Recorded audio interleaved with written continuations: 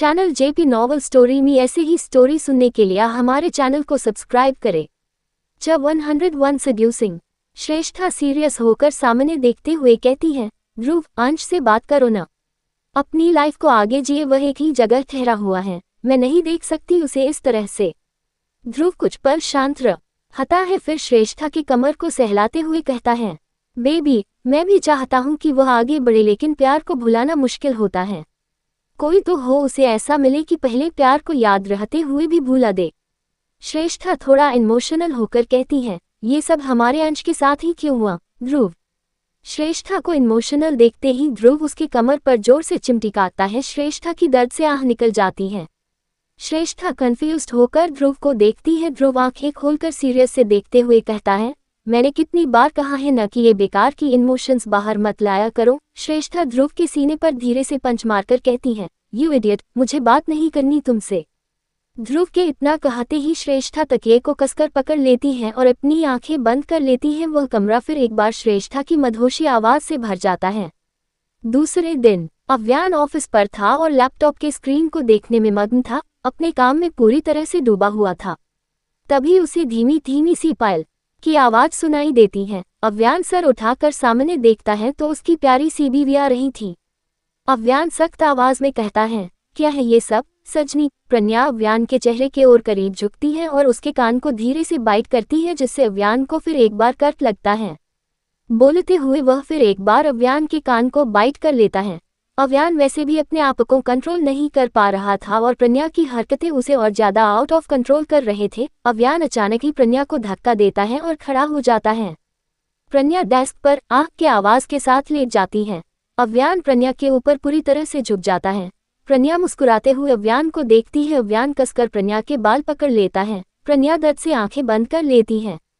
अव्यान प्रज्ञा के चेहरे को देखते हुए कहता है, तुम्हें ऐसे नोचूंगा कि दर्द भी डर जाएगा, हरकतें बंद करो वरना बहुत पछताना पड़ेगा। प्रज्ञा दर्द से अव्यान के हाथ को पकड़कर कहती है, मैं कुछ नहीं कर रही, आपकी बहन ने मुझे ये करने को कहा है। आह छोड़िए, दर्द हो रहा है। अव्यान प्रज्ञा के बाल को छोड़कर खड़ा होकर कंफ्यूज्ड सा उसे देखता है। प्रज्ञा उठकर बैठ जाती है और अपने आप को ढककर कहती है, उन्होंने मुझसे चैलेंज किया कि मैं आपको सेड्यूस कर पाऊंगी या नहीं, बस इसलिए आई थी, वरना मुझे कोई शौक नहीं है बार बार आपसे बेइज्जत होने का। बोलकर प्रज्ञा नाराजगी से उठकर जाने लगती है। प्रज्ञा को जाता देखकर अव्यान उसे खींचकर अपने करीब कर लेता है और कॉल करके कहता है, अभी के अभी उन दोनों को बुलाऊं। अव्यान की बात सुनकर प्रज्ञा का चेहरा पीला पड़ जाता है। कुछ देर बाद आव्या, स्वर्णा और प्रज्ञा अव्यान के सामने सर झुकाए खड़ी थी। अव्यान इधर से उधर चक्कर लगाते हुए तीनों को देख रहा था। आव्या धीरे से सर उठाती है और फिर से सर झुका लेती है। अव्यान आव्या के पास एकदम से रुक जाता है, जिससे आव्या की हालत खराब हो जाती है। अव्यान आव्या की झुकी नजर को देखकर कहता है, तुम्हें नहीं लगता रबित, तुम कुछ ज्यादा ही शरारती हो गई हो। आव्या मुंह बनाते हुए सर उठाकर कहती है, भाई मैं तो बस भाभी को फ्यूचर के लिए सिखा रही थी।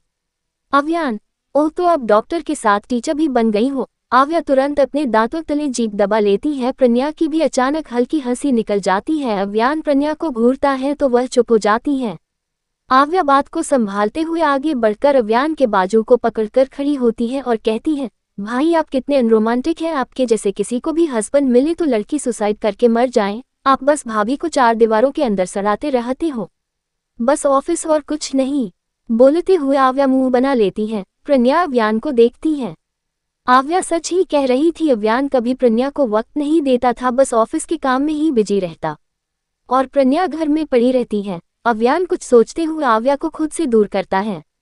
अव्यान अपनी चेयर की ओर जाते हुए बिल्कुल सर्द आवाज में कहता है, get out from my cabin. तीनों हैरानी से अव्यान को देखते हैं। प्रज्ञा को बहुत दुख लगता है। वह तुरंत ही गुस्से से अपने कदम तेजी से बढ़ाकर गेट खोलती है और धड़ाम की आवाज के साथ बंद करके वहां से चली जाती है। आव्या और स्वर्णा बड़ी ही एक दूसरे को देखते हुए वहां से निकल जाती हैं।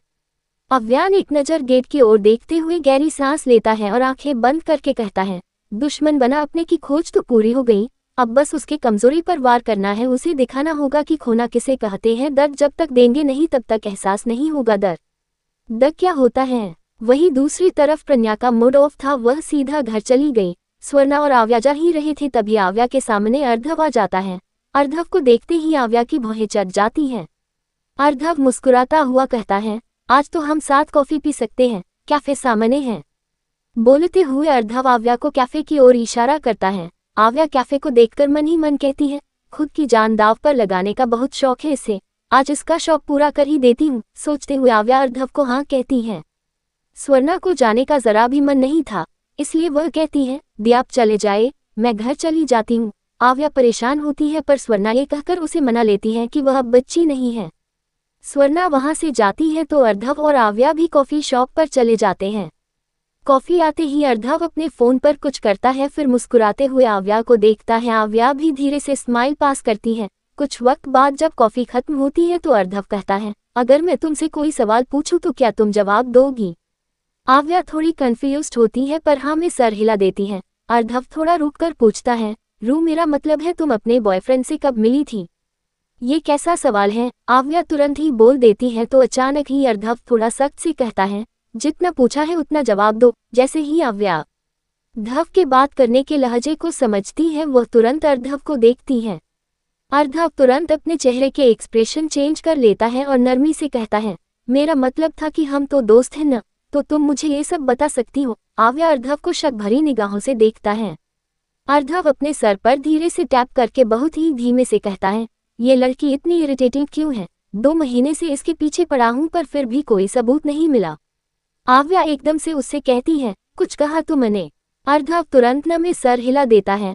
आव्या हल्का मुस्कुराते हुए कहती है, तुम्हें मेरे बॉयफ्रेंड के बारे में हर डिटेल्स जाननी है न? अर्धव जल्दी से हाँ में सर हिला देता है। आव्या अर्धव को देखकर फिर से कहती है, ठीक है फिर तुम खुद उससे पूछ लो। इतना बोलकर आव्या अर्धव के पीछे देखकर मुस्कुराती है। अर्धव पहले तो बहुत कंफ्यूज था लेकिन जैसे ही उसे समझ आता है उसका शरीर एकदम से कांप सा जाता है। पीछे से और कोई नहीं रुद्र आ रहा था। रुद्र हमेशा किसी न किसी का मर्डर करता है, जिस वजह से अर्धव को रुद्र को पकड़ने की जिम्मेवारी सौंपी गई है। पर बिना किसी सबूत 102 लव कन्फेशन। रुद्र आगे आकर आव्या के पास खड़ा हो जाता है। अर्धव भी एकदम से खड़ा हो जाता है। रुद्र की डाक नजरें अर्धव पर थी जिस वजह से अर्धव के पसीने छूट रहे थे। अर्धव फोन को पॉकेट में बंद करके रखता है, फिर ब्लूटूथ पर टैप करके थोड़ा तेजी से कहता है, क्या कहा? ओह गॉड मैं अभी आता। इतना कहते ही अर्धव रुद्र को छोड़कर आव्या को देखते हुए कहता है, आई एम सॉरी मुझे जाना होगा, बहुत अर्जेंट है। बोलते ही वह जाने लगता है। तभी आव्या हड़बड़ाते हुए कहती है, अरे कहाँ? तुम्हें तो मेरे बॉयफ्रेंड के बारे में जानना था ना, तो आओ पूछो इससे। अर्धव फिर कभी बोलकर जल्दी से चला जाता है। आव्या हंसते हुए चेयर पर बैठ जाती है। रुद्र अर्धव को बहुत देर तक घूरता रहता है, फिर चेयर पर बैठकर आव्या के चेयर को अपनी ओर खींच लेता है। आव्या की एकदम से हंसी बंद हो जाती है। रुद्र और आव्या के चेयर अब एक दूसरे से सट चुके थे। रुद्र आव्या के दोनों हाथ को पकड़कर कहता है, कौन था वो बेबी गर्ल? आव्या एक नज़र रुद्र को देखकर पेस्ट्री खाते हुए कहती है, पता है तुम्हें वो कितने दिनों से तुम्हारे बारे में पूछ रहा था, तो मैंने सीधा तुम्हें बुला लिया। मुझे लगता है वो तुम्हें कुछ करने वाला है। रुद्र भौहें चढ़ाए आव्या को देखता है, क्योंकि अर्धव के रिएक्शन से तो साफ पता चला कि अर्धव उससे डरता है तो उसे क्या ही पकड़ेगा। रुद्र आव्या होठों के कोने पर लगे पेस्ट्री को हटाते हुए कहता है, अब बुलाया है तो चलो मेरे साथ। बोलते ही रुद्र चेयर को पीछे करके उठ जाता है। आव्या उसे देखते हुए सवाल करती है, कहाँ? रुद्र आव्या के हाथ को पकड़कर बोलता है, I don't like question baby girl. आव्या चेयर से उठती है, उसी के साथ दोनों वहां से निकल जाते हैं। वहीं दूसरी तरफ रूहान इस वक्त अंधेरे में बैठा हुआ एक फ्रेम को देख रहा था जिसमें स्वरा और स्वर्णा झूले में बैठे हुए थे। स्वरा ने एक बेबी पिंक कलर की फ्रॉक पहनी थी जो उसके घुटनों तक थी, वहीं स्वर्णा ने भी इस वक्त बेबी पिंक कलर की फ्रॉक पहनी थी। ये तब की फोटो थी जब रूहान स्वरा और स्वर्णा के साथ टाइम स्पेंड के लिए गोवा गया था। स्वर्णा के होने के बाद भी स्वरा मैच्योर नहीं थी, वह बच्चों की तरह ही ड्रेसिंग करती थी। रूहान स्वरा के फोटो को जैसे ही छूता है उसके कानों में स्वरा की आवाज गूंजती है, मिस्टर हैंडसम मुझे भी अरना जैसे वाली आइसक्रीम खानी है। उस वक्त स्वरा का क्यूट सा मुंह देखकर रूहान हंसता है। कोई नहीं कह सकता था कि स्वरा एक बच्ची की मां है। अपने खुशी भरेन पल को याद करते हुए रूहान के आंखों में अपने आप आंसू के बूंद झलक उठते हैं। वह कैसे एक एक पल काट रहा है उससे बेहतर और कोई नहीं जान सकता। रूहान के आंसू गालों से होते हुए फ्रेम पर गिर जाते हैं। वहीं अनुराग कमरे में बैठा हुआ अपने और रूहान की बॉन्डिंग को देख रहा था, किस तरह से दोनों पहले रहा करते थे, हंसते थे, मुस्कुराते थे। सपना आकर अनुराग के पास बैठ जाती है और उसका हाथ थाम लेती है। अनुराग फोटो को देखते हुए ही कहता है, क्या रिश्ता था हमारा और अब क्या हो गया? काश कि मैं स्वरा को अंदर जाने को न कहता। बोलते हुए अनुराग के शब्दों में एक पछतावा झलक रही थी। सपना अनुराग के कंधे पर रखकर कहती है, किसे पता था ऐसा कुछ होगा। इसमें न आपकी गलती है और न रूहान की। गलत तो वो वक्त था जिसने सब कुछ बिखेर कर रख दिया। अनुराग बस शांत से फोटो को टच करता है। अर्जुन ऑफिस के केबिन में कांच की दीवार के सामने खड़ा था। अर्जुन फोन पर बात करते हुए, यह सब सेफ तो है पर जल्दी कुछ करो, हमसे अब ये बिछड़ाव बर्दाश्त नहीं हो रहा है। मन करता है घर में सब कोई को चिल्ला चिल्ला कर बता दूं कि तुम सब ठीक हो। उधर से एक आवाज आती है, उसकी कमजोरी बहुत जल्द हमारे पास होंगी। दुश्मन तो नहीं है पर फिर भी दुश्मन बन गया। काश कि वह दूसरों की बातों में न फंसता, अब तो उसे तड़पना ही होगा जैसे हम लोग तड़पे हैं। अर्जुन कुछ देर तक सीरियस होकर बात करता रहता है, फिर कुछ सोचते हुए मुस्कुराते हुए कहता है, बेटी का तो मैं अंदाजा लगा सकता हूँ, लेकिन तुम्हारा बेटा कैसा है आदि। जी हाँ, इस वक्त कॉल पर अर्जुन आदित्य से बात कर रहा था। अप्रीता जब उस होटल में मिली थी तब जब आदित्य से टकराई थी तभी अप्रीता के गले से उसकी लॉकेट गिर गई थी जो सिंघानिया की खानदानी लॉकेट थी। आदित्य अप्रीता का पीछा करते हुए ये जान चुका था कि सब कोई कहाँ है, लेकिन सबसे मिलने से पहले वह उस छुपे दुश्मन को पकड़ना चाहता था। अर्जुन के सवाल से आदित्य कुछ देर तक चुप रहता है, फिर गहरी सांस लेकर पूछता है, दादी कैसी है। ये सुन अर्जुन शांत सा जवाब देता है, डॉक्टर ने कहा है और ज्यादा दिन तक जी नहीं पाएंगी। आदित्य ये सुनकर खामोश हो जाता है। आदित्य को हमेशा से ही अपनी दादी बहुत प्यारी थी। अरुणी देवी की जिस तरह से हिम्मत थी, ऐसी हिम्मत बहुत कम लोगों में ही पाई जाती। आदित्य बहुत देर बाद कहता है, मुझे पता है दादी हार मानने वालों में से नहीं है, उन्हें कहना कि मैं आ रहा हूँ। अर्जुन मुस्कुराते हुए हाँ में जवाब देता है। कुछ वक्त दोनों कॉल कट कर लेते हैं। मीटिंग के बाद अनु के साथ एक लड़का था जो दिल के लिए आया था। दोनों इस वक्त कॉफी पीने बैठे थे और शिवा कुछ दूरी पर खड़ा उस लड़के को घूरे जा रहा था। अनु उससे बात करते हुए मुस्कुरा रही थी।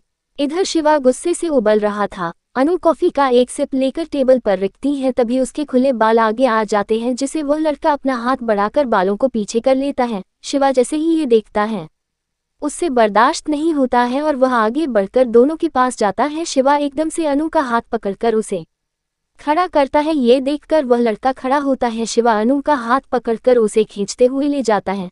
अनु कुछ समझ नहीं पाती, वह मुड़कर उस लड़के को देखकर कहती है, ओके मिस्टर अजय, हम बाद में मिलते हैं। बोलते ही अनु मुड़ती है, फिर शिवा को पीछे से ही कहती है, शिवा क्या हुआ, कहाँ ले जा रहे हो मुझे। शिवा बिना कुछ बोले बस अनु को लेकर जाने ही लगता है। दोनों ऑफिस की बिल्डिंग से निकल जाते हैं। कुछ देर बाद शिवा अनु को एक सुनसान सी जगह लेकर आता है। अनु शिवा को कंफ्यूज्ड से देखती है। शिवा का चेहरा अब तक गुस्से से लाल था। शिवा अनु के कंधे को पकड़कर कहता है, क्या जरूरत थी तुम्हें उसे कॉफी के लिए हाँ करने की। अनु नॉर्मल जवाब देती है, क्योंकि मुझे पीनी थी। अनु कुछ सोचते हुए कहती है, मैंने उसके साथ कॉफी पी तो तुम्हें क्यों प्रॉब्लम हो रही है। अनु जैसे ही ये सवाल करती है शिवा के भाव बदल जाते हैं। वह अनु को पीट करके कहता है, मुझे कोई प्रॉब्लम नहीं हो रही, वैसे भी मुझे क्यों प्रॉब्लम होंगी, वो मुझे ठीक नहीं लगा इसलिए मैं बस। इतना बोलते ही शिवा चुप हो जाता है। वही शिवा के इस जवाब से अनु की आंखों से आंसू बह जाते हैं। वह शिवा की पीठ को देखते हुए कहती है, कब तक तुम मुझसे अपने इमोशंस छिपाओगे शिवा। मैं जब भी सोचती हूँ तुम अभी अपने दिल की बात कहोगे, तभी तुम अपनी बात से मुकर जाते हो।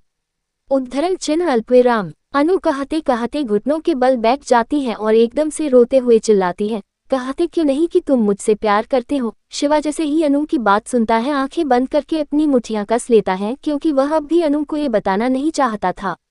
अनु दर्द से शिवा को देख रही थी। वह अपनी पलकों को कसकर बंद करती है, फिर आंखें खोलकर कहती है, इंतजार और इंतजार, बस यही करती रह गई मैं। बहुत तकलीफ होती है मुझे शिवा, ये सोचकर कि तुम मेरे होकर भी मेरे नहीं होना चाहते। उद्धरण चिन्ह अल्पविराम। अनु शिवा को जैसे ही मेरे कहती है तो उसका दिल एकदम जोरों से धड़क उठता है। उसे जरा भी एहसास नहीं था कि अनु के दिल में उसके लिए फीलिंग है। शिवा अनु की ओर पलटता है तो उसे घुटनों के बल खड़ा पाता है। अनु शिवा को देखते हुए कहती है, 30 साल की हो गई हूँ, बता दो और मुझे कितना इंतजार करना पड़ेगा तुम्हारे प्यार का इजहार सुनने के लिए। जिंदगी भर मैं तुम्हारा इंतजार करती रहती, लेकिन क्या करूँ, मैं भी इंसान हूँ, अपने इमोशंस को तुम्हारी तरह अंदर दबाए नहीं रख सकती। शिवा बहुत ज्यादा हैरान था। वह तो बस यूं ही चुपके अनु से जिंदगी भर प्यार करने के लिए तैयार था। वह कभी कन्फेस नहीं करना चाहता था क्योंकि उसकी हैसियत नहीं थी अनु को उस तरह से रखने की जैसे अभी वह रह रही है। अनु ने अपने दिल का हाल तो शिवा के सामने पूरी तरह से जाहिर कर दिया, जिसके एहसास से न जाने आज शिवा को कितनी ज्यादा सुकून मिल रही थी। शिवा को यूं दूर खड़ा देखकर अनु रूठ सी जाती है। वह खड़ी होकर दर्द से शिवा को देखती है और भागकर एक ओर जाने लगती है। अनु को भागता देखकर शिवा भी उसके पीछे भागता है। अनु के आंखों से आंसू बह रहे थे। कुछ दूर पर ही शिवा अनु का हाथ पकड़ लेता है। अनु तुरंत शिवा के हाथ को झटककर उस पर चिल्लाती है, छोड़ो मुझे, कोई हक नहीं है तुम्हें मुझे छूने का। इतना बोलते हुए अनु अपने कदम पीछे करने लगती है। अनु का यूं दूर जाना शिवा से बर्दाश्त नहीं हो पा रहा था। वह जल्दी से आगे बढ़कर अनु को कसकर गले लगा लेता है। अनु रोते हुए शिवा को मारते हुए दूर करने लगती है, पर शिवा उसे और कसकर पकड़ लेता है। दूर ही रहना है ना तुम्हें मुझसे, रहो दूर, अब क्यों करीब आ रहे हो, अनु रोते हुए कहकर फिर से उसे धक्का देती है। शिवा ने उसे टाइटली जकड़ा हुआ था। वह अनु से एक पल भी दूर नहीं करना चाहता था। दूर ही तो नहीं रह पाता मैं तुमसे, मरने को कह दो मैं मर जाऊंगा, लेकिन तुमसे दूर कभी नहीं हो पाऊंगा। बोलते हुए शिवा अनु को और कसकर पकड़ लेता है। अनु उसके शर्ट को मुट्ठी में भरकर रोते हुए कहती है, क्यों किया तुमने ऐसा, क्यों मुझे हर दिन तड़पाते रहे, क्या तुम्हें मेरी दर्द नहीं दिखी, क्या तुम्हें मेरी तड़प नहीं दिखी। बोलते हुए अनु का रोना तेज हो जाती है। अंधा हो चुका था मैं, बचपन से आज तक मैंने तुम्हें बस एक अच्छी जिंदगी जीते हुए देखी है। मैं अपने प्यार का इजहार एक घटिया जिंदगी जीते हुए नहीं देख सकता। क्या ही मेरे पास न कोई घर, न कोई परिवार, और न मुझे ये पता है मैं उन्हें तुम्हें खुश रख पाऊंगा। शिवा अपनी सारी परेशानियां अनु के सामने जाहिर कर देता है। अनु उसे तुरंत अलग होकर आंसू भरी आंखों से उसे देखकर कहती है, मुझे कोई घर नहीं चाहिए और नहीं अच्छी लाइफ चाहिए, मुझे बस। बोलते हुए अनु शिवा के दिल पर हाथ रखकर कहती है, इसमें तुम्हारे दिल में हमेशा के लिए जगह चाहिए। खुश रहूंगी, दुख रहूंगी, जैसे भी रहूंगी, लेकिन मुझे बस तुम्हारे साथ तुम्हारे पास रहना है। मैं तुम्हें बता नहीं सकती मैं तुमसे कितना कितना ज्यादा प्यार करती हूँ। I love you. जैसे ही शिवा ये सुनता है झटके से अनु को गले लगा लेता है। शिवा बहुत खुश था और उसे यह विश्वास भी नहीं हो पा रहा था। शिवा अपने मिली जुली भावनाओं को जाहिर करते हुए कहता है, I love you, I love you, I love you so much. इस वक्त शिवा की आंखें खुशी से नम हो चुकी थी। उसका प्यार मुकम्मल जो हो चुका था कि रुद्र को पकड़ा नहीं जा सकता था और अब अर्धव उसके सामने था। जब 103 मुझे नहीं करनी शादी। रुद्र आव्या का हाथ पकड़ा हुआ नैना के कमरे में लाता है। नैना इस वक्त अपने पेट को पकड़ी हुई कुछ सोच रही थी। सोचते हुए उसके गालों पर आंसू बह रहे थे। रुद्र के बाद उसने अपने दोनों बच्चों को खो दिया। ये सोचकर नैना के दिल में दर्द उभर रही थी। रुद्र आव्या को लेकर नैना के पास चला जाता है। नैना को जब एहसास होता है कि कोई उसके पास है तो वह छुपकर तुरंत अपने आंसू पोंछ लेती है और फिर अपने चेहरे पर मुस्कुराहट लाए मुड़कर रुद्र और आव्या को देखती है। आव्या नैना को होश में देखकर हैरान थी। वह नैना को देखने के बाद रुद्र को देखती। रुद्र नैना को देखते हुए कहता है, mom, my would be wife. Rudra के बोलते ही आव्या आगे बढ़कर नैना के पैर छू लेती है। नैना उसके सर पर हाथ रखे मुस्कुराते हुए कहती है, हमेशा खुश रहो। बोलते हुए नैना आव्या के गाल पर हाथ रखती है और बहुत गौर से देखते हुए कहती है, काव्या दी की बेटी हो ना, बिल्कुल उसी पर गई हो। उद्धरण चिन्ह अल्पविराम। आव्या मुस्कुराते हुए नैना का हाथ पकड़ लेती है और पूछती है, अभी आपकी तबीयत कैसी है। नैना ठीक है में जवाब देती है। रुद्र वहां से चला जाता है। आव्या और नैना बात करने लगते हैं। कुछ वक्त बाद रुद्र नैना के खाने का लेकर आता है। रुद्र नैना को खाने की प्लेट देता है। नैना प्लेट लेकर खाती है, फिर दवाई ले लेती है। नैना अब बेड पर लेट जाती है।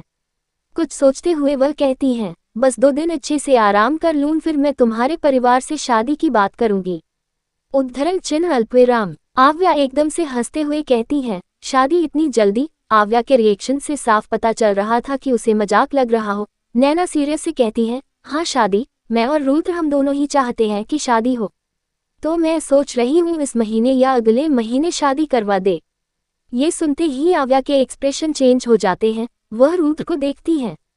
रुद्र अपने फोन पर कुछ टाइप करते हुए कहता है, मॉम मैं महीने वेट नहीं कर सकता, इसी हफ्ते करा दीजिए। नैना ये सुनकर हंसती है। रुद्र की तड़प ही ऐसी थी कि वह बर्दाश्त नहीं कर पाता।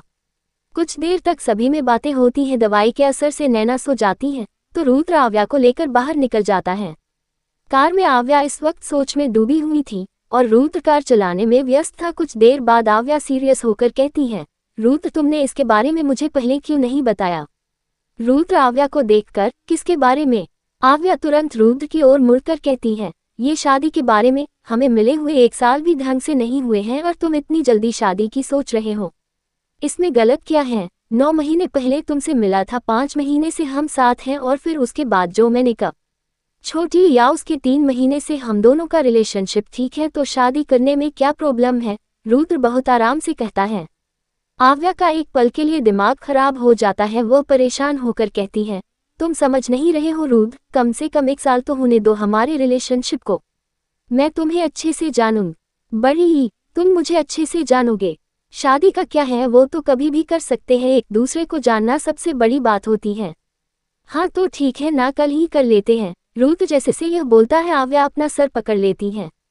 आव्या झल्लाते हुए कहती है, ओ रुद्र तुम समझ क्यों नहीं रहे हो? 18 साल बाद मुझे अपनी फैमिली मिली है, मैं इतनी जल्दी उनसे नहीं बिछड़ना चाहती और वैसे भी मेरी शादी करने का इस वक्त कोई प्लान नहीं है। रुद्र आव्या के बातों को सुनकर कार दूसरे रास्ते की ओर ले जाता है जो बस सुनसान जगहों से घिरा था। रुद्र एकदम सुनसान जगह पर कार रोक लेता है। रुद्र आव्या के गाल पर हाथ रखे कहता है, हाँ तो मैंने कब कहा कि फैमिली से बिछड़ो? रोज तुम अपने घर जा सकती हो, मुझे कोई प्रॉब्लम नहीं है। आव्या एकदम सीरियस से कहती है, ये बात नहीं है रुद्र, तुम न एक्चुअली मेरी बात नहीं समझ रहे हो। देखो शादी कोई छोटी बात नहीं है, बहुत बड़ी रिस्पॉन्सिबिलिटी होती है और मैं इस वक्त इसके लिए तैयार नहीं हूँ। ऐसा कहते हुए आव्या रुद्र का हाथ पकड़ लेती है।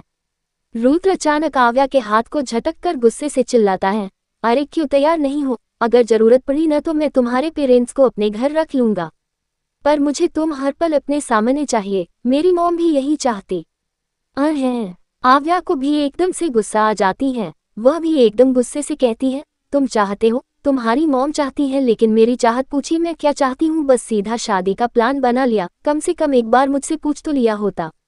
पूछने जैसा है ही क्या? तुम मेरे साथ रहना चाहती हो, मैं तुम्हारे साथ रहना चाहता हूँ तो और मैं तुमसे क्या पूछूं? रुद्र के ये कहते ही आव्या कहती है, रुद्र तुम जल्दबाजी कर रहे हो, शादी हो गई, एक साथ रह लिए, जितना इजी दिख रहा है ना उतना है नहीं। उद्धरण चिन्ह अल्पविराम। रुद्र को इस वक्त बहुत तेज गुस्सा आ रहा था, जिसे शांत करने के लिए वह अपनी आंखें बंद करके गहरी सांस लेता है। फिर आंखें खोलकर आव्या के दोनों हाथ को पकड़कर उसे देखते हुए बहुत ही प्यार से कहता है, देखो बेबी गर्ल, मेरी बस एक चाहत है कि मेरी एक फैमिली हो, जो बस मेरी हो। बचपन से मैंने फैमिली जैसा कुछ एहसास नहीं किया, लेकिन अब मैं करना चाहता हूँ। आव्या भी रुद्र के आंखों में देखकर बहुत प्यार से कहती है, मैं समझ रही हूँ रुद्र, लेकिन तुम मेरी भी तो बात समझो। हमें एक दूसरे को अच्छे से जाने हुए बस 3 महीने ही हुए हैं। मैं बस इतना चाहती हूँ कि हम दोनों एक दूसरे को अच्छे से आने, ताकि शादी के बाद कोई प्रॉब्लम न हो। तो तुम्हें क्या लगता है शादी के बाद तुम्हें मारूंगा, पीटूंगा या फिर दूसरी लड़की के साथ घूमूंगा? अगर तुम ऐसा सोच रही हो तो ऐसा कुछ नहीं होगा। मैं अपने बाप की तरह नहीं हूँ, मैंने पहले ही बता दिया। और अगर तुम्हें मेरे बारे में जानना ही है न शादी का, एक बात जान लेना। रुद्र आव्या को समझाते हुए सख्त आवाज में बोलता है, जिससे आव्या बहुत ज्यादा चिढ़ जाती है। आव्या चिल्लाते हुए कहती है, ओह गॉड सेक, शादी शादी शादी, अरे मुझे नहीं करनी है शादी। मैं कब से कह रही हूँ मुझे नहीं करना, नहीं करना, तुम्हें समझ क्यों नहीं आ रहा? रुद्र का चेहरा एकदम से डार्क हो जाता है। वह एकदम से कसकर आव्या की बाजू को पकड़ लेता है, जिससे आव्या के मुंह से आह निकल जाती है। वह रुद्र को देखती है तो डर जाती है। रुद्र का वही रूप फिर उभर कर आ रहा था जिसे उसने बहुत पहले भुला दिया था। रुद्र आव्या के बाजू पर अपनी पकड़ कसते हुए कहता है, मैं तुमसे दूर नहीं रह पा रहा हूँ, तुम्हें समझ क्यों नहीं आ रहा है? एक एक मिनट तुम्हें देखने के लिए तड़पता हूँ। आव्या एकदम दर्द से कहती है, आह रुद्र छोड़ो, मुझे दर्द हो रहा है। आव्या का दर्द सुनकर रुद्र झटके से उसकी बाजू छोड़कर कार के कांच में बहुत जोर से अपने हाथ को धंस देता है। कांच टूटने की आवाज से आव्या रोने लगती है। रुद्र दूसरी ओर देखते हुए अपनी हाथों की मुट्ठी बनाए अपने गुस्से को कंट्रोल कर रहा था। आव्या अपने बाजुओं को देखती है जो लाल पड़ चुकी थी और उसे अब तक वहां दर्द दे रही थी। दर्द से आव्या सिसकते हुए रोने लगती है। कार में बहुत देर तक आव्या की सिसकती हुई रोने की आवाज सुनाई देती है। वहीं रुद्र अब तक अपने हाथ में कांच घुसाते हुए बहुत खून निकाल चुका था। जितना उसने आव्या को हट किया था उससे भी ज्यादा वह खुद को चोट पहुंचा रहा था। थोड़ी देर बाद कार का माहौल शांत हो जाता है। रुद्र का गुस्सा अब गायब हो चुका था, पर आव्या का रोना अभी भी चालू था। रुद्र आव्या को देखता है जो सर झुकाए रो रही थी। ये देखकर रुद्र आव्या की कमर को पकड़कर अपनी ओर खींचकर उसे गले लगा लेता है। आव्या रुद्र के गले लगे हुए और ज्यादा सिसकने लगती है। रुद्र कुछ सोचते हुए अब आव्या की पीठ को सहला रहा था। थोड़ी देर बाद आव्या से अलग होकर रुद्र दवाई निकालकर अपने लेफ्ट हैंड से आव्या के बाजू पर दवाई लगाने लगता है। आव्या के बाजू पर इस वक्त रुद्र के पकड़ने के निशान दिख रहे थे। आव्या सिसकते हुए कहती है, बहुत जोर से पकड़ा था तुमने, मुझे बहुत दर्द हो रही थी। रुद्र आव्या के मासूम आंखों में देखते हुए पूछता है, अभी भी दर्द हो रहा है? आव्या छोटे बच्चों जैसा सर हिलाए रोधू आवाज में कहती है, हाँ मुझे अभी भी बहुत दर्द हो रहा है, तुमने मुझे ऐसे ऐसे करके पका था। कहते हुए आव्या रुद्र को उसकी बाजू पकड़ने की कोशिश करते हुए दिखा रही थी, लेकिन रुद्र की बॉडी की वजह से बाजू बहुत मोटी थी, जिससे आव्या के छोटे छोटे हाथ उसे पूरा नहीं पकड़ पा रही थी। आव्या की हरकत से रुद्र बस उसके प्यारी सी चेहरे को देखता रहता है। वहीं दूसरी ओर स्वर्णा जा तो घर ही रही थी, लेकिन गार्डन में बच्चों को खेलता देखकर उसकी भी बचपना जाग उठी। स्वर्णा कार रुकवाती है, फिर कार से निकलकर गार्डन की ओर बढ़ जाती है। स्वर्णा बच्चों के पास जाकर उनके साथ खेलने में मिल जाती है। इस वक्त बच्चे कबड्डी खेल रहे थे, जिसमें स्वर्णा शामिल हो चुकी थी। वहीं दूर खड़ा एक इंसान स्वर्णा को दूरबीन से देख रहा था। वह इंसान स्वर्णा को देखते हुए फोन पर बात कर रहा था। दूसरी ओर से एक आवाज आती है, सर तक रहो, यही एक है जो बहुत मासूम है, इसे किडनैप करना ज्यादा मुश्किल नहीं है, टारगेट इसी को रखो। यह इंसान यस बॉस कहता है तो उधर से कॉल कट जाता है। रात का वक्त था, सभी डाइनिंग टेबल पर मौजूद थे, पर स्वर्णा गायब थी। स्वर्णा की चेयर खाली देखकर आदित्य का चेहरा एकदम से सर्द हो जाती है और आदित्य आव्या को घूरता है। आव्या आदित्य को अपनी तरफ देखता पाकर कहती है, मुझे नहीं पता डैडा, वो तो मुझसे पहले घर के लिए निकली थी। काव्या सोचते हुए कहती है, लेकिन गई तो आप दोनों के साथ ही थी न? परिसहस्त्रा प्रज्ञा का ध्यान तो बस कहीं और ही था, उसे कुछ ख्याल नहीं यहाँ क्या बात हो रही है। आव्या हाँ में सर हिलाकर कहती है, हाँ गई, हमारे साथ ही थी, लेकिन मम्मा भाभी पहले आ गई और उसके बाद अर्ना भी अकेले निकल गई थी।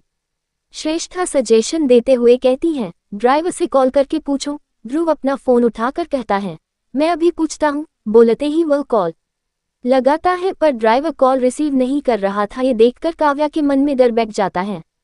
अव्यान तुरंत अपनी जगह से उठकर बाहर जाने लगता है, जिसे देखकर ध्रुवंश भी उठकर अव्यान के पीछे जाते हुए कहता है, ब्रो रुको, मैं भी आता हूँ। काव्या परेशान होकर आदित्य का हाथ पकड़कर कहती है, अर्ना ठीक तो होंगी ना मिस्टर हस्बैंड?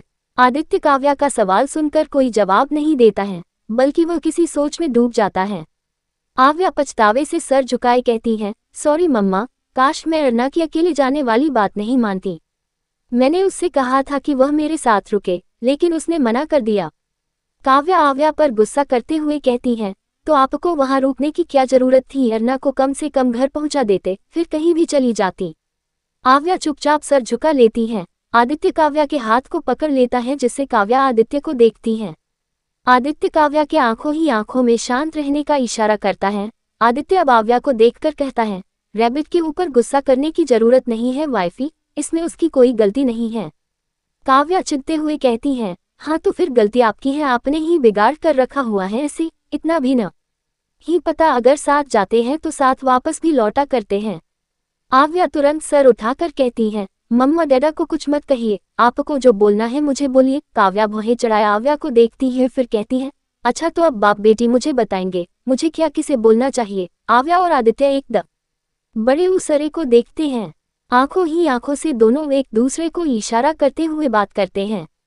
जो किसी को समझ नहीं आने वाला था, वही अव्यान और ध्रुवंश जैसे ही बाहर जाने के लिए दरवाजा खोलते हैं। सामने देखकर अव्यान का चेहरा एकदम से सर्द। जब 104 अव्यंस एंड स्वर्णास फेयर। सामने इस वक्त स्वर्णा खड़ी थी, उसके हाथ में कुछ बलून्स थी, जिसे देखकर अव्यान का चेहरा सर्द हो गया। ध्रुवंश स्वर्णा को ऊपर से नीचे तक देखते हुए फिक्र से पूछता है, लिटिल सिस्टर कहाँ गई थी तुम?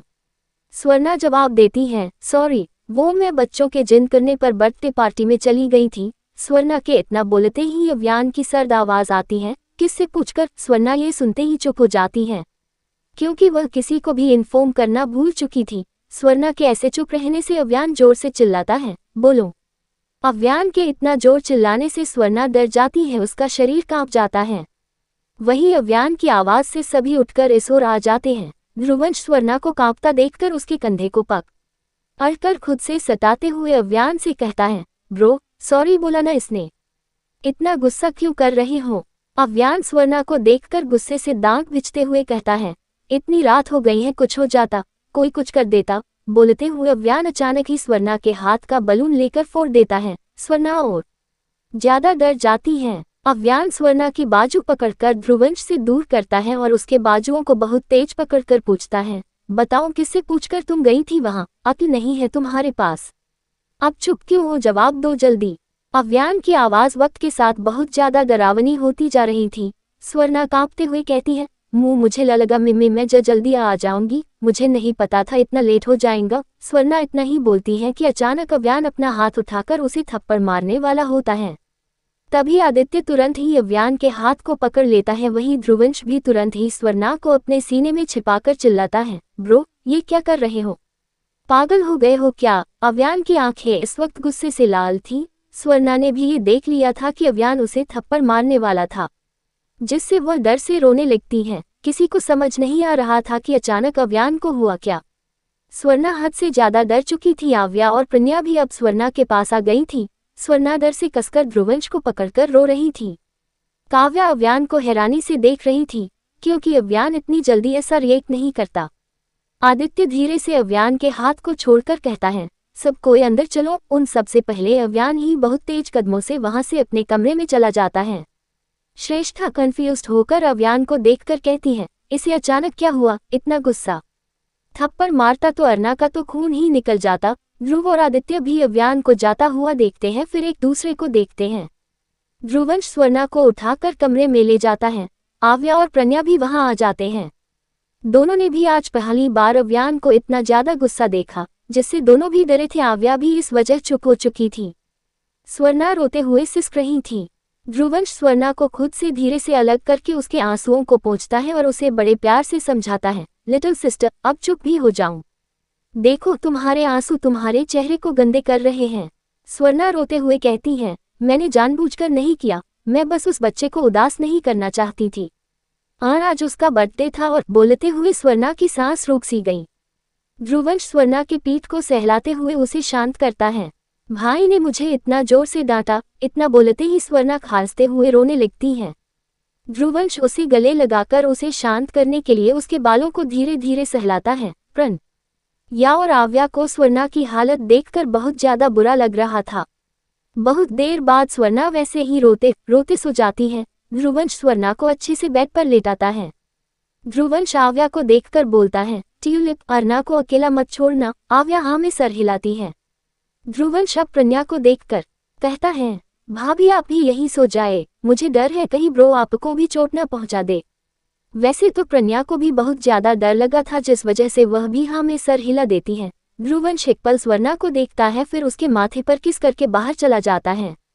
आदित्य और काव्या जैसे ही कमरे में पहुंचते हैं, काव्या बेड पर बैठते हुए कहती है, आज पहली बार अयान को देखकर ऐसा लगा जैसे मैं आपको देख रही हूँ।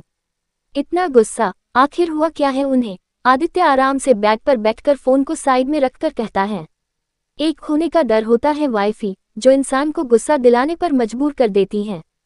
गुस्सा मुझे भी आया था लेकिन मैंने रोक ली, क्योंकि स्वर्णा है तो बच्ची ही।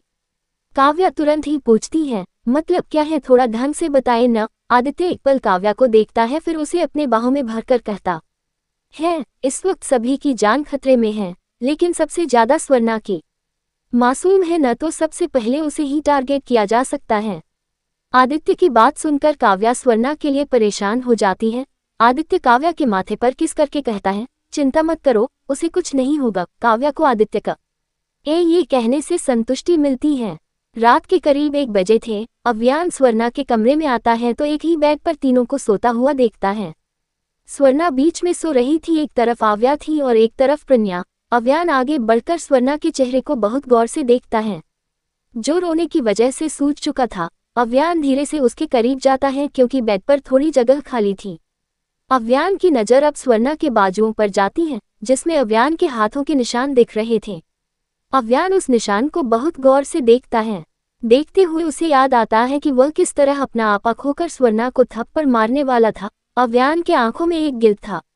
अव्यान स्वर्णा से दूर होकर फर्स्ट एड बॉक्स से दवाई लेकर उसके बाजुओं पर धीरे से लगाता है। धीरे धीरे लगाकर वह अब दवाई रखता है और झुककर स्वर्णा के माथे पर किस करके बहुत ही धीरे से कहता है, आई एम सॉरी डॉल। जब स्वर्णा पैदा हुई थी तब वह बिल्कुल एक डॉल जैसे दिखती थी। भले आज तक अव्यान ने कभी उसे इस नाम से नहीं बुलाया, लेकिन जैसे ही बचपन में उसने स्वर्णा को देखा तो उसने अपने दिल में स्वर्णा के लिए एक अलग सा नाम रखा था, और वो यही था डॉल। अव्यान इस वक्त उसे सॉरी तो बोल रहा था, लेकिन स्वर्णा को ये सुनाई देने वाला नहीं था, क्योंकि वो तो अपनी गहरी नींद में थी। अव्यान कुछ पल स्वर्णा को देखता है, फिर आव्या को और आखिर में प्रज्ञा को।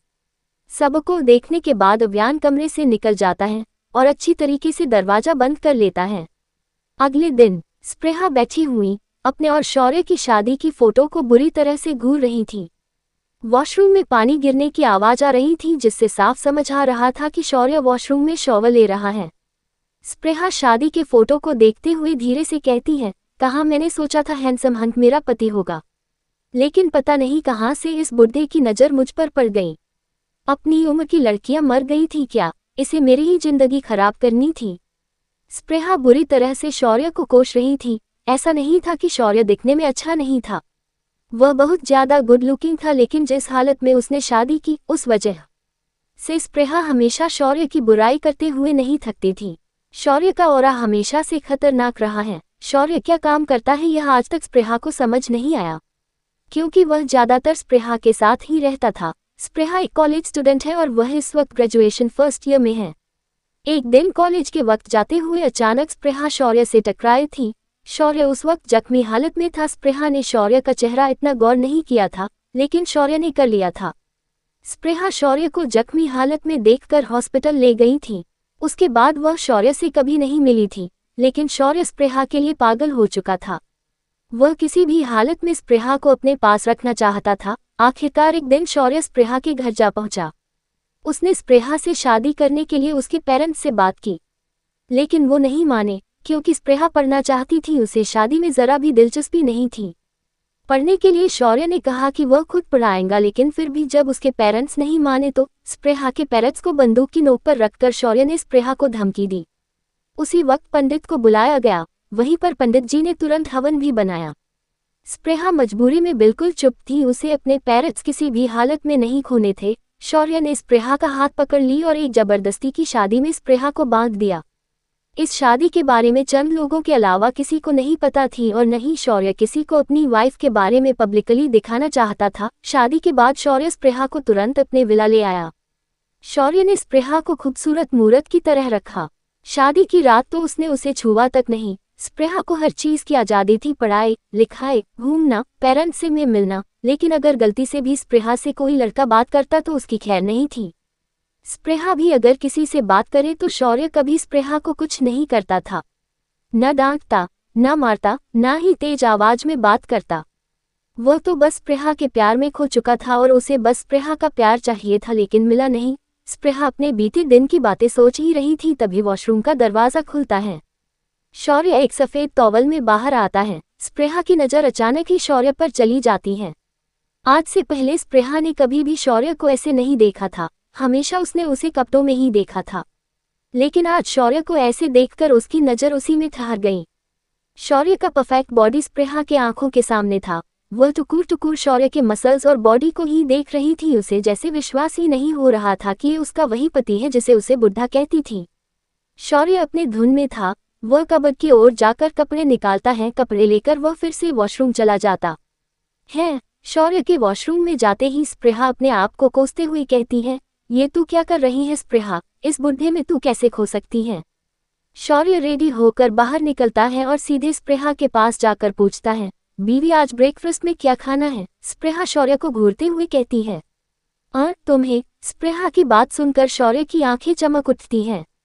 शौर्य खुश होकर कहता है, सच में? तो क्या मैं अपने कपड़े उतार दूं? स्पृहा खड़ी होकर कहती है, शट अप। बोलते ही स्पृहा कमरे से निकल जाती है। शौर्य तिरछी मुस्कान के साथ उसके पीछे चला जाता है। दोनों इस वक्त होटल में बैठे थे, क्योंकि स्पृहा को होटल का खाना था। खाने के बाद स्पृहा उठकर वॉशरूम जाती है। शौर्य अब तक खा रहा था। कुछ देर बाद शौर्य को कुछ एहसास होता है। वह अपनी नजरें उठाकर इधर से उधर घुमाता है। अचानक ही शौर्य के फेस पर डार्कनेस दिखती है। वह अपना फोन उठाकर किसी को कॉल करता है और एकदम जोर से चिल्लाता है, यू ब्लडी इडियट, इतना कुछ हुआ और तुम लोगों को पता तक नहीं चला। कुछ भी करो, मुझे अभी के अभी मेरी वाइफ चाहिए। उद्धरण चिन्ह अल्पविराम। इतना कहते ही शौर्य एक नज़र वॉशरूम की ओर घूरता है, फिर अचानक ही अपने पास रखे टेबल को गुस्से से पलट देता है। शौर्य गुस्से में जोर से चिल्लाता है, गलती कर दी, मेरी कमजोरी। जब 105 where is my wife.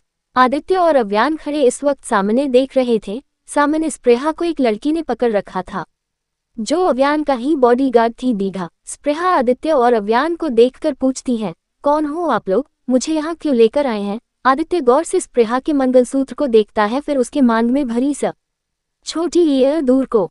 Avyan Digha को इशारा करता है तो दीघा स्पृहा को एक थप्पड़ मारती है, जिसका वीडियो रॉनी बना रहा था। दीघा ने उसे बहुत जोर से मारी थी, जिससे स्पृहा का चेहरा झुक जाता है। स्पृहा सर उठाती है तो इस वक्त उसके आंखों में आंसू थे और उसके गाल पर थप्पड़ का निशान साफ दिख रहा था। दीघा और मारने को होती पर आदित्य उसे रोकने का इशारा करता है। आदित्य उस कमरे से निकल जाता है। अव्यान भी एक नज़र स्पृहा को देखकर बाहर निकल जाता है। इधर शौर्य फोन पर जोर से चिल्लाता है, मैंने कहा था ना उसे टारगेट में रखो। उधर उसका बॉडीगार्ड शिव इस वक्त स्वर्णा को ही देख रहा था, जो मायूसी से एक बेंच पर बैठी हुई थी। उसे बस कल का अव्यान का गुस्सा दिख रही थी, जो उसके दिमाग से जा ही नहीं रही थी। स्वर्णा इस वक्त घर के कुछ दूर ही थी। स्वर्णा को देखते हुए शिव शौर्य से कहता है, काम हो जाएगा बॉस। इतना बोलते ही वह कुछ लोगों की ओर इशारा करता है। उसके इशारा करते ही एक लड़का स्वर्णा के मुंह पर रुमाल रखता है। स्वर्णा बेहोश होकर गिर जाती है। शौर्य को जैसे ही ये खबर मिलती है कि स्वर्णा को उठा लिया गया है, तो उसके होठों पर तिरछी मुस्कान आ जाती है। तभी उसके फोन में एक नोटिफिकेशन आता है। शौर्य ओपन करके देखता है तब उसमें वीडियो थी, जिसमें स्पृहा को मारा जा रहा था। स्पृहा को एक बार ही मारा गया था, लेकिन वीडियो में रिपीट करके दिखा रहा था। वीडियो में स्पृहा को 5 बार मारा गया दिखा रहा था। स्पृहा के आंखों में आंसू देखकर तो शौर्य पागल सा हो गया। उसके आंखों में अंगारे दिखने लगी। स्पृहा को खोजते खोजते पूरा एक दिन बीत चुका था। वहीं उधर स्वर्णा भी गायब थी, जिससे सब परेशान थे। शौर्य का दिमाग खराब हो चुका था, इसलिए वह सीधा वहां जा पहुंचा जहां आधा सिंघानिया परिवार मौजूद थे, लेकिन उसकी बदकिस्मती सारा परिवार वहां नहीं था। दूसरी तरफ शाम का वक्त गोवा में ठंडी ठंडी हवाएं चल रही थी। अंदर घर का माहौल बहुत ही ज्यादा इमोशनल भरा था। एक तरफ आरुष, अप्रीता और अनु, एक काव्या, अव्यान और ध्रुवंश को देख रहे थे। उन्हें बिल्कुल भी समझ नहीं आ रहा था कि कौन कौन है। वही विशाखा आदित्य और काव्या के गले लगे हुई थी। उसके आंखों में इस वक्त आंसू थे। आव्या और ध्रुवंश ने पृथ्वीराज, विशाखा और बाकी को तो पहचान लिया, लेकिन आरुष, अप्रीता और अनु को नहीं पहचान पा रहे थे। विशाखा उनसे अलग होकर कहती है, न जाने किसकी नज़र लग गई हमारी खुशी भरी जिंदगी को। काव्या के आंखों में इस वक्त आंसू थे। वह आंसू पोंछकर माहौल को अच्छे करते हुए कहती है, अब मिल गए हैं न माँ, अब हम कभी नहीं बिछड़ेंगे। विशाखा हाँ में सर हिलाकर ध्रुव और श्रेष्ठा से गले मिलती है। अर्जुन भी आगे बढ़कर आदित्य से गले मिलता है। आरुष सभी को देखते हुए कहता है, हमें भी तो बता दीजिए, हमें किसके गले लगना है। आरुष बहुत ज्यादा कंफ्यूज था कि वह किससे पहले गले लगे, क्योंकि यहाँ तो वह उन्हें जानता ही नहीं। जिनसे वह बचपन में मिला था, खेला करता था, वक्त बिताता था। अव्यान खड़ा खड़ा अपने कान में ब्लूटूथ लगाए दूसरी ओर से आती बातें सुन रहा था। जैसे ही उसे कुछ इन्फॉर्मेशन मिलती है, वो तुरंत अपने कदम बढ़ाकर जाने लगता है। ये देखकर काव्या उसे बुलाते हुए कहती है, अयान, सबसे मिल तो लीजिए। सब की नज़र अब अव्यान पर चली जाती है। अव्यान बस एक पल के लिए रुकता है, फिर वहां से चला जाता है। काव्या लाचारी से उसे देखती रह जाती है। अचानक ही प्रीत हंसते हुए कहती है, ये तो आदित्य का भी बाप निकला। पृथ्वीराज तुरंत कहते हैं, मैं यही खड़ा हूँ। पृथ्वीराज की बात सुनते ही प्रीत की हंसी गायब हो जाती है। प्रीत की शक्ल देखकर अब सभी हंसने लगते हैं। आव्या और ध्रुवंश सभी के गले लगते हैं। सभी भाई बहनों को एक दूसरे से इंट्रोड्यूस किया जाता है, जिसमें प्रज्ञा पीछे रह जाती है।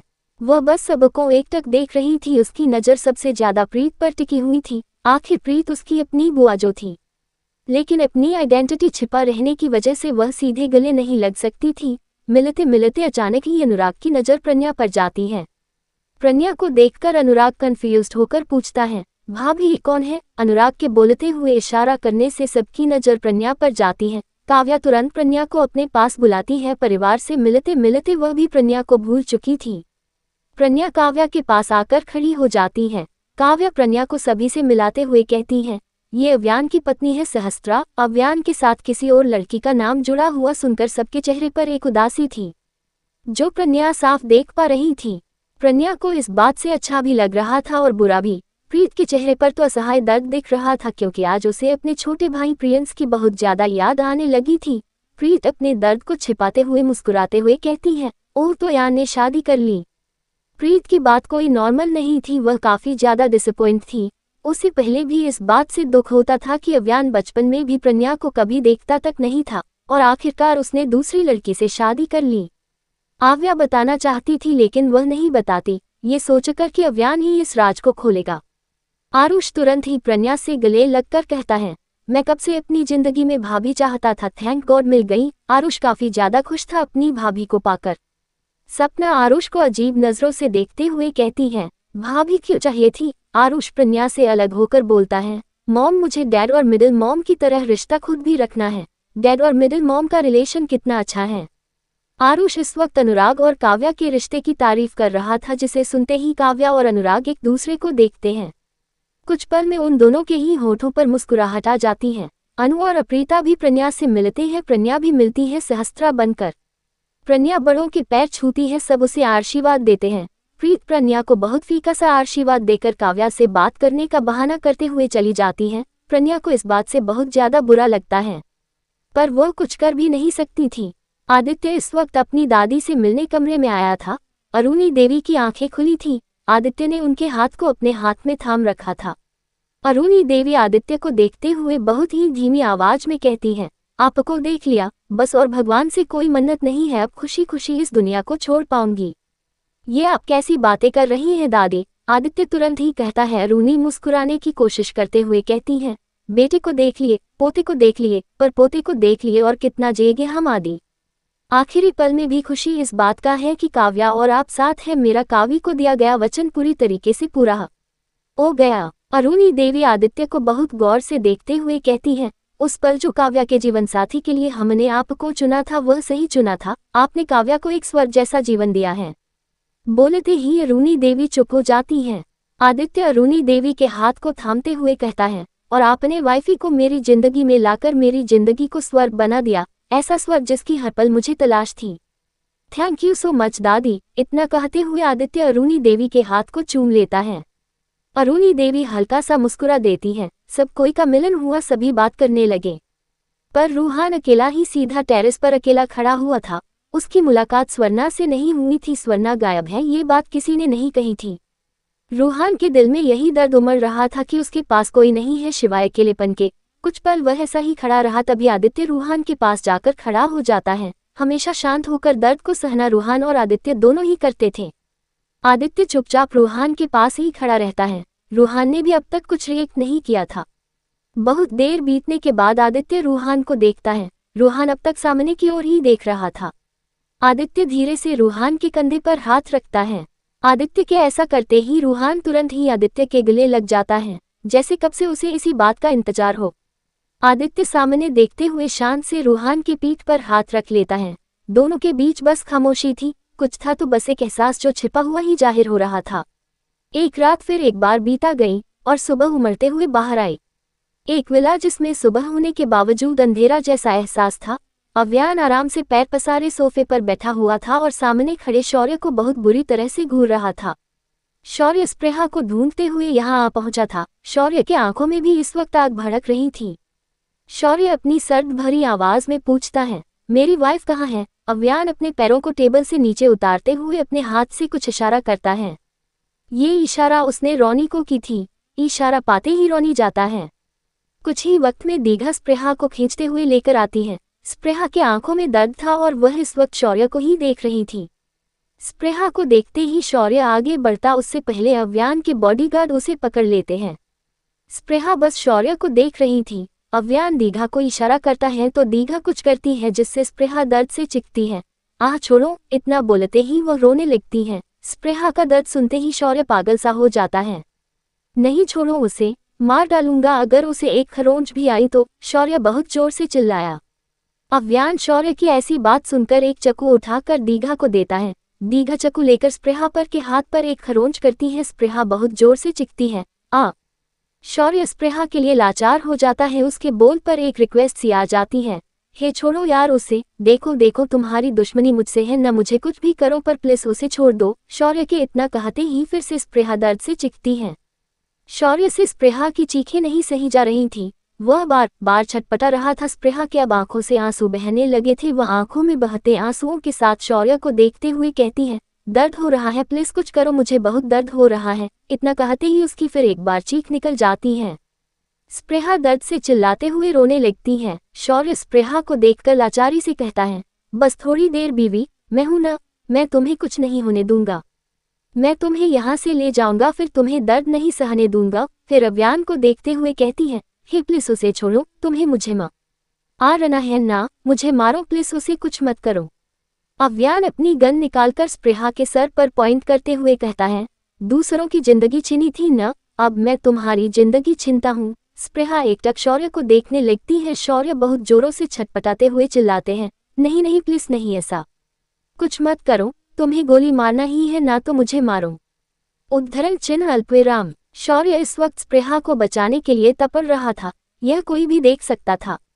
स्पृहा बस शौर्य को एकटक देख रही थी। उसकी आंखों से अब भी आंसू बह रहे थे। शौर्य की आंखों में स्पृहा को खोने का डर था। वह छटपटा ही रहा था, तभी अचानक उस कमरे में गोली चलने की आवाज आती है। पर वार करके बहुत बड़ी गलती कर दी।